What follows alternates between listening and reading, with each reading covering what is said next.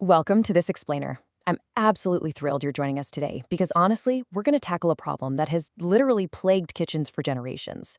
We are going to take what is usually a total thermal culinary nightmare and transform it into absolute, undeniable perfection. And no, we're not relying on magic or old wives' tales or just hoping for the best here. We're going to use cold, hard thermodynamics. So here's the step-by-step scientific protocol we'll use to permanently fix that chalky, dry holiday bird. First, we'll diagnose the thermal nightmare. Then we'll cover Protocol Alpha, structure, followed by Protocol Beta, chemistry, and Protocol Gamma, the pasteurization curve. Finally, we'll wrap up with the presentation trade-off. All right, let's jump right into Section 1, the thermal nightmare. This is where we acknowledge a major baseline physics error. You see, roasting a completely intact bird is just a fundamental error in physics. Here's the huge disconnect we're dealing with. Up top, you've got this exposed, highly delicate white breast meat that's just catching all the heat. And then down below, you have the dense, deeply protected dark leg meat. The fundamental problem, that delicate white meat cooks vastly faster than the dense dark meat. Because of this built-in structural imbalance, it is quite literally impossible to cook both perfectly at the exact same time when you do a traditional whole roast. It's just science.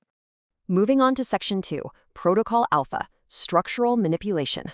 Well, if we can't change the laws of thermodynamics, we gotta change the bird. The technique we use is called spatchcocking. Essentially, it involves completely flattening the anatomy by removing the backbone with a pair of heavy kitchen shears. By cutting out that bone and pressing the bird completely flat on your roasting pan, we fundamentally change how energy interacts with the food. We're exposing all of the skin evenly to the ambient heat of the oven, completely eliminating those cold, protected pockets. The crucial takeaway here is that this physical restructuring actually solves our entire physics problem. Think about it. When you press the bird flat, the legs are naturally pushed outward to the perimeter of the pan. And the perimeter of a roasting pan, that is always the hottest zone in the oven. Since dark meat requires way more heat to break down its tough connective tissues, putting it right in this high heat zone allows it to cook much faster, catching up to the breast. So the dark meat and the delicate white meat are going to reach the required finishing temperatures perfectly simultaneously. Total game changer. Okay, let's look at Section 3, Protocol Beta, chemical alteration. So the structural geometry is fixed. Now we need to chemically retain maximum moisture.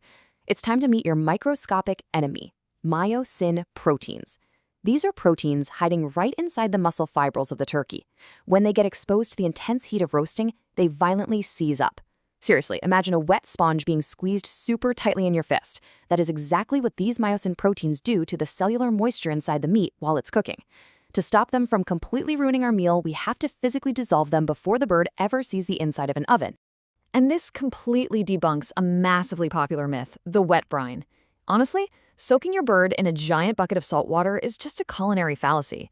It really only yields watery, diluted meat and incredibly soggy skin. Nobody wants that. Instead, we dry brine. By applying dry salt, it actually draws out the bird's natural cellular moisture, dissolves into it, and is then reabsorbed deep back into the muscle. This creates a highly precise 5.5% salt solution right inside the meat that chemically dissolves those troublesome myosin proteins. The process itself is wonderfully simple. You coat your freshly flattened, spatchcocked turkey in kosher salt. Exactly 1 teaspoon per pound is the absolute scientific sweet spot here. Then you just leave it completely uncovered in your refrigerator for about 24 to 48 hours. And let me emphasize, leaving it uncovered is a vital step. The constant circulation of cold air highly dehydrates the exterior skin. And that dehydration, it's biologically mandatory if you want to guarantee an incredibly crispy, shatterproof Maillard reaction.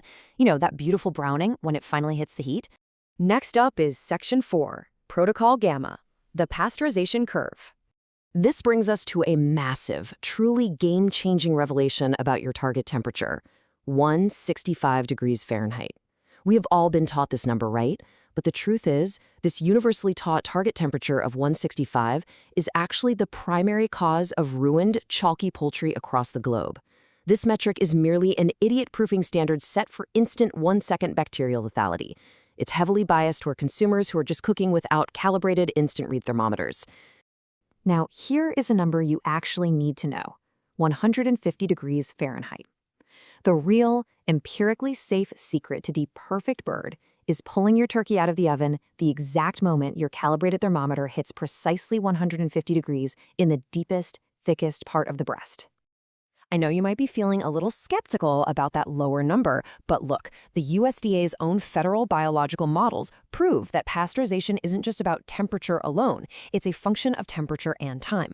Holding turkey at 150 degrees Fahrenheit for just 3.7 minutes safely achieves a 7-log reduction of salmonella. To put that into plain English, that is a 99.999999% kill rate. It achieves complete and utter bacterial pasteurization, making the meat completely safe while retaining vastly more moisture than if you pushed it all the way to 165. So how do we actually hold it at that temperature? Well, by roasting our spatchcocked bird at a blazing, intense 450 degrees Fahrenheit, we build up a massive amount of heat right in the outer layers of the meat. When we pull the bird out of the oven at exactly 150 degrees, we just let it rest on the cutting board. The residual thermal energy trapped in those outer layers, which in physics we call carryover cooking, naturally pushes the core temperature slightly higher. This carryover heat effortlessly holds the core above that safe 150-degree threshold for well past the required 3.7 minutes. The turkey essentially finishes cooking and perfectly pasteurizing itself right there on the counter. Pretty cool, right? So let's review. This is our foolproof scientific synthesis broken down into 4 simple steps. Number 1, you flatten the structure by spatchcocking. Number 2, alter the chemistry by dry brining it uncovered for up to 2 days. 3, blast it with high heat at 450 degrees. And 4, pull it early at 150 degrees and let carryover thermodynamics do the rest of the work for you. It's just an incredibly elegant, scientifically sound workflow. Finally, let's discuss Section 5, the presentation trade-off and counter-analysis. Now, science obviously doesn't care about nostalgia, but a red team counter-analysis points out a very valid cultural concern. Look, while spatchcocking is undeniably thermodynamically superior, a flattened bird kind of lacks that traditional centerpiece aesthetic. It completely destroys that iconic Norman Rockwell-style presentation of a towering, golden whole-roasted bird that so many purists absolutely demand for their holiday tables. But if you're one of those purists and you absolutely require that intact whole bird look, there is actually a scientific workaround called the ice pack method. Basically, you heavily ice the breast of the raw turkey with ice packs for about 30 minutes prior to roasting. What this does is artificially lower the starting temperature of the delicate white meat, while the dark leg meat naturally stays at room temperature. This temperature gap artificially delays the cooking time of the breast once it hits the hot oven, which brilliantly mimics the exact same thermal equilibrium we achieved earlier just by flattening it. So, as we wrap up this explainer today, understanding the strict physics of roasting leaves you with a beautifully clear picture of exactly what is happening inside your oven. But it also leaves you with a final high-stakes choice. Now that you know the science, the decision is entirely yours. Are you going to go for a flawless centerpiece, or do you want a flawless meal?